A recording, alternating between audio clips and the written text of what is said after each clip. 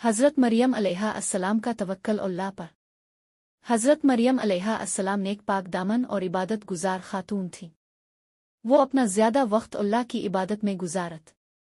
कुरान कहता है, हर बार जब ज़करा उनके हुजरे में दाखिल होते तो वहाँ खाने पीने की चीज़ें पहले से मौजूद होती। सूरत अल इमरान 37।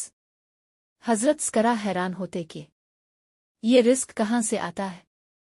मर मुस्करा कर कहती, ये अल्लाह की तरफ से है। अल्लाह जिसे चाहे बेहिसाब रिस्क अता करता है। फिर एक दिन अल्लाह ने उन्हें अजीम आजमाइश दी। अल्लाह के हुक्म से हज़रत ईसा अलैहि अस्सलाम का मजिज़ाती तौर पर जन्म हुआ, बग़ैर बाप के। मर्म परेशान हुई, लोग क्या कहेंगे। अल्लाह ने उनके दिल में इल्हाम किया, गम न कर, मैं तेरे साथ हूँ। खजूर के दरख्त को हिला, तेरे पास ताज़ा खजूरें गिरेंगी और नदी का पानी तेरे करीब बह रहा है।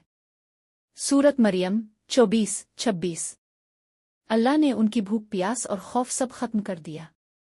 और जब वो बच्चे को लेकर कौम के पास आए तो हज़रत असा ने झूले में बोलकर फरमाया, मैं अल्लाह का बंदा हूँ, इसने मुझे किताब दी है और नबी बनाया है। सूरत मरियम 30।